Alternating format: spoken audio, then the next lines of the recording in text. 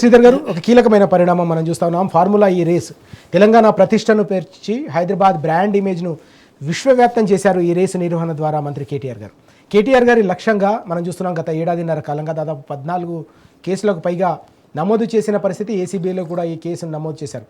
తప్పకుండా ఒక పౌరుడిగా ఈ కేసు విచారణకు హాజరవుతాను, అన్ని రకాల విచారణకు హాజరవుతానని చెబుతూనే రాష్ట్ర ప్రభుత్వ కక్ష సాధింపులను ఆయన తీవ్రంగా తప్పుపట్టిన సందర్భం కూడా కనిపించింది. ఏ విధంగా చూడాలి ఫార్ములా ఈ రేసు చుట్టూ రాష్ట్ర ప్రభుత్వం చేస్తున్న ఈ వివాదాన్ని?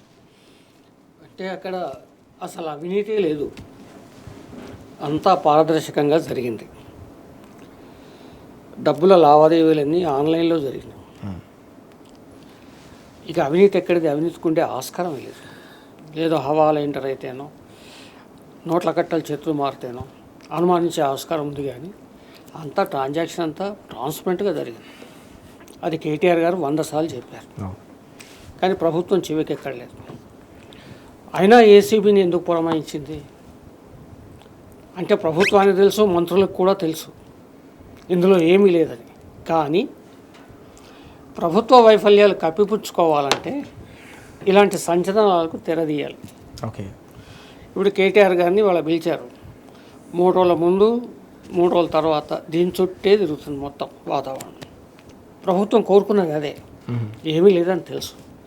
ఇక రెండవది, కాంగ్రెస్ డిఎన్ఏలోనే ఉంది ఈ అక్రమ కేసులు బనాయించడం, విపక్షాలను ఇబ్బంది పెట్టడం, జైళ్లలో తోసేయడం. ఈ లక్షణం అనేది కాంగ్రెస్ డిఎన్ఏలో ఉంది. ఇవాళ కొత్త కాదు. ఇందిరాగాంధీ హయా నుంచి ఇప్పటి వరకు చూసుకుంటే వ్యతిరేకించిన, ప్రశ్నించిన, నిలదీసిన వాళ్ళని ఎవరినైనా సరే ఇబ్బందుల పాలు చేసిన చరిత్ర చూడొచ్చు మనం. ఇది జూన్ 25, 50 ఏళ్ల క్రితం ఎమర్జెన్సీ ప్రకటించి ఇదే కాంగ్రెస్ ప్రభుత్వం, ఇందిరాగాంధీ గారు ప్రధానిగా ఉన్నారు, ఒక దేశాన్ని జైలుగా మార్చేశారు. Total jail. నాకు బాగా గుర్తుంది. తెల్లారి పత్రికలు తీసి చూస్తే అన్ని బ్లాక్స్ ఉన్నాయి. అంటే పత్రికల మీద సెన్సార్. అప్పటికి ఇంకా టీవీలు లేవు. ప్రతిపక్ష నాయకులందరినీ జైళ్లలో తోసేయడం, అరెస్టులు చేయడం, జయప్రకాష్ నారాయణ లాంటి వాళ్ళను, అలాంటి మహానుభావులను కూడా జైళ్ళలో. అది వాళ్ళకి అలవాటైన విద్య. అది దాంట్లో భాగంగానే ఇవాళ రేవంత్ రెడ్డి గారు తన వైఫల్యాలు, ప్రజలు ప్రశ్నిస్తున్న వైనాన్ని ఎదుర్కోలేక ఏం చేయాలో తోచక దీనికి తెరదీశారు. కేటీఆర్ గారి మీద 14 కేసులు, కొనతం దిలీప్ గారి మీద 25 కేసులు, క్రిషాంక్ ఆయన మీద 14-15 కేసులు. పోనీ కేసులు ఏమైనా భయానకమైన ఉదంతాలు ఉన్నాయి, దాని వెనుక వీళ్ళు ఉన్నారని ఏమీ లేదు. ఎక్కడో ఏదో ఒక పోస్టింగ్ వచ్చింది, ఎక్కడో ఏదో వ్యాఖ్యానం చేశారు, ఎక్కడో ఏదో అన్నారని చెప్పేసి.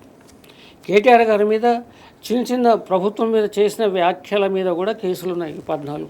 ఓకే, కానీ ఒక్కటి ఆలోచించాలి ప్రజలైనా.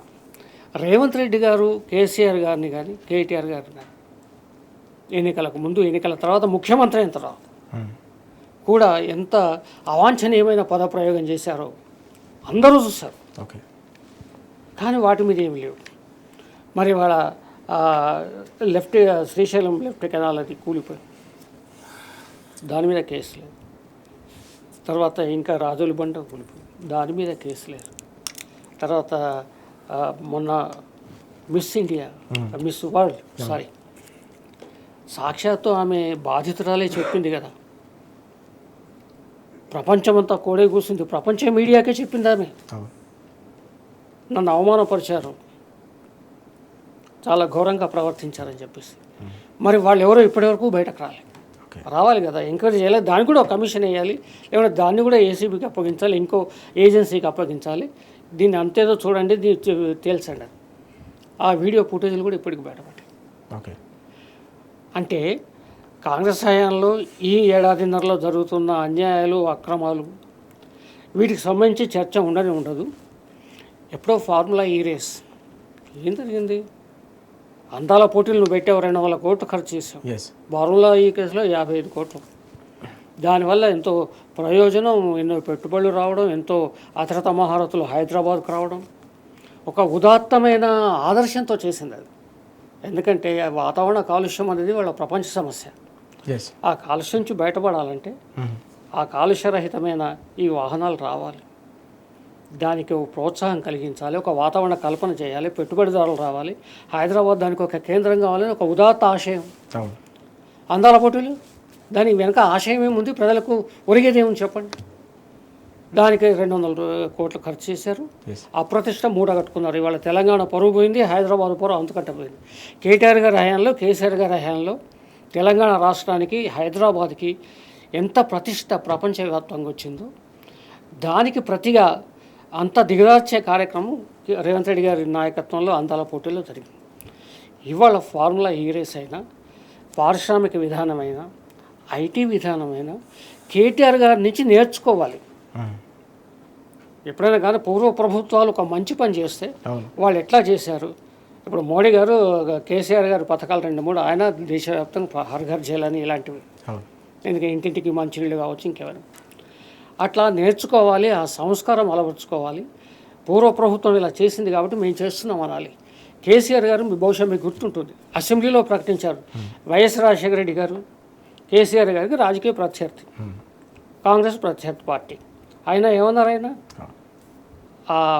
రాజశేఖర రెడ్డి గారు ఏ పథకం మీద ప్రవేశం 104 అది మేము అదే పేరుతో కొనసాగిస్తామన్నారు. అది సంస్కారం, రాజకీయ సంస్కారం అంటే.